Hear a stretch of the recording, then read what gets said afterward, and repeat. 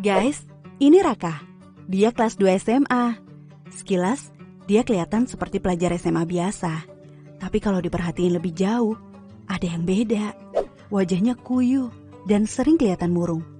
Pandangan matanya kosong, kayak orang lagi bengong. Terus, emosinya juga bisa naik turun gak jelas. Kalau diajak ngobrol, bicaranya gak jelas dan seringkali gak nyambung. Setelah diselidiki, ternyata Raka adalah seorang pengguna narkoba. Nah, punya teman atau kenal seseorang yang mirip Raka nggak? Atau pernah kebayang nggak kalau Raka itu kita sendiri? Narkoba atau sering juga disebut nafza, singkatan dari narkotika, psikotropika, dan zat adiktif lainnya, adalah istilah yang ngegambarin semua bahan atau senyawa yang bisa menyebabkan penurunan kesadaran dan bisa mengakibatkan ketergantungan kalau digunakan dengan tidak sesuai. Penyalahgunaan narkoba bisa membuat kita kecanduan yang akhirnya bikin kita terus-terusan mengkonsumsi narkoba dengan jumlah yang makin banyak pula. Dampak kecanduan narkoba bakal dirasakan oleh otak kita, terutama otak bagian depan yang fungsinya mengatur gerakan, ucapan, perilaku, memori, emosi, dan kepribadian kita. Kita jadi nggak bisa berpikir jernih, gampang lupa, dan sulit berkonsentrasi. Emosi kita jadi nggak stabil, jadi gampang marah-marah atau ngamuk-ngamuk. Keluarga dan teman juga bisa jadi frustasi ngadepin kita yang kayak begini. Yang bikin serem, fungsi otak kita belum tentu bisa pulih lagi, walaupun kita udah berhenti menggunakan narkoba. Nah, bayangin sekarang, kalau ini terjadi di masa pandemi kayak sekarang ini. Udah kesepian, depresi, stres gara-gara pandemi, masih ditambah lagi depresi dan kesepian karena dijauhin teman dan keluarga. Kebayang gak sih, kita ngajakin teman untuk mabar game online, tapi gak ada yang mau? Bukan karena kita jago mainnya, tapi karena takut pas lagi asik main, kita tiba-tiba ngegas gak jelas cuma gara-gara hal sepele. Males kan? Bukan cuma itu, dampaknya ke tubuh kita juga bisa berbahaya loh. Beberapa hasil penelitian bilang kalau penyalahgunaan narkoba bisa berdampak pada penurunan kekebalan tubuh kita. Akibatnya tubuh jadi lebih gampang terserang virus, seperti virus corona yang lagi rame-ramenya sekarang ini. Makin serem kan? Nah, setelah tahu dampak negatif narkoba, terus gimana dong caranya supaya kita nggak kejerumus menyalahgunakan narkoba, terutama di masa pandemi seperti sekarang ini nih?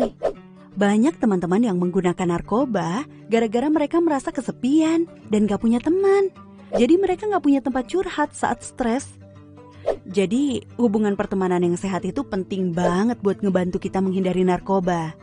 Nah, di masa pandemi kayak sekarang ini, gimana kita bisa tetap menjaga hubungan dengan teman-teman kita padahal ketemu aja sulit? Ya banyak caranya. Misalkan, begitu selesai sekolah online, jangan cabut dulu, tapi sempetin ngobrol sebentar sama teman-teman. Atau bisa juga ngajak teman-teman untuk main game online bareng sekelarnya bikin PR atau tugas. Mabarnya yang sehat juga ya, misalnya dibatesin cuma maksimal 2 jam setiap hari, supaya otak kita juga bisa beristirahat nggak ngeliatin gadget melulu. Tapi selain teman-teman sekolah, jangan lupa kita masih punya teman yang jaraknya nggak jauh dan bisa kita ajak ngobrol kapan aja, yaitu keluarga kita sendiri. Ingat, masa pandemi ini bisa bikin stres siapa aja, termasuk kakak, adik, atau orang tua kita. Nah, daripada stres sendiri-sendiri, kenapa nggak sekali-sekali kita ngobrol sama mereka sambil sekalian curhat, ya kan? Kadang-kadang ngobrolin masalah yang selama ini kita pendam sendiri dengan keluarga bisa bikin perasaan kita jadi lebih lega dan meringankan beban pikiran kita juga. Terus kita juga mendingan cari kegiatan untuk mengisi waktu luang selama pandemi ini, biar gak kebanyakan bengong dan akhirnya malah jadi bikin kita iseng nyoba-nyoba hal yang gak baik, termasuk nyoba-nyoba pakai narkoba. Banyak loh kegiatan yang bisa kita lakuin selama masa pandemi ini. Misalnya nekunin hobi baru seperti nyusun puzzle, main Rubik Cube, berkebun, menulis, dan banyak lagi.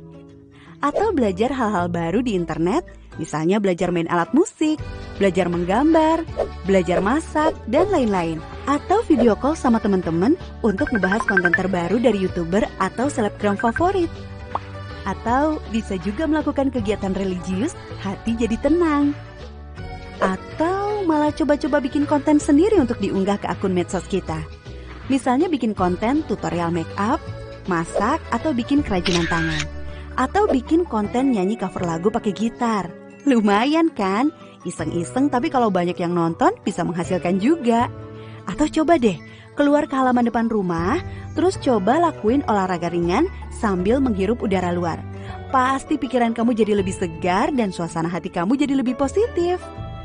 Nah, selain berusaha menghindari pengaruh narkoba kepada diri kita sendiri, kita bisa juga membantu teman-teman kita untuk menghindari penyalahgunaan narkoba. Istilah kerennya, kita bisa ikut jadi agen perubahan gitu. Banyak loh teman-teman yang terjebak kecanduan narkoba karena mereka menerima informasi yang salah tentang narkoba. Misalnya, ada yang mendapat info kalau narkoba bisa bikin badan kita jadi lebih bagus bentuknya. Atau ada juga info yang bilang kalau narkoba bisa membantu kita berkonsentrasi. Nah, kita bisa ngelakuin sesuatu untuk membantu teman kita itu dengan cara ikut nyebarin informasi dan edukasi yang benar tentang narkoba lewat akun medsos kita misalnya. Dengan begitu, kita membantu teman-teman kita untuk mengambil keputusan yang benar juga. Tapi yang paling penting, kita harus bisa nerima diri kita sendiri apa adanya. Salah satu alasan utama banyak teman-teman kita yang terjerumus menggunakan narkoba adalah karena mereka takut nggak diterima di lingkungan sosial atau takut nggak diakui oleh teman-teman. Kita harus bisa cinta sama diri kita sendiri karena tiap manusia itu istimewa dan unik. Dan kita nggak perlu penilaian orang lain untuk tahu seberapa istimewanya kita. Kita bisa jadi keren tanpa harus selalu ikut-ikutan orang lain kok. Jangan takut untuk bilang enggak sama teman-teman kita yang nawarin untuk pakai narkoba. Dan gak usah takut kehilangan teman gara-gara itu. Teman yang baik pasti akan ngedukung kita ngelakuin sesuatu yang baik juga. Percaya deh, yang bikin hidup jadi seru dan menyenangkan itu adalah sikap kita terhadap diri kita sendiri, bukan orang lain. Sikap kita yang menghargai diri sendiri sambil terus menjaga hubungan yang sehat dengan keluarga, teman-teman, dan orang-orang lain di sekitar kita.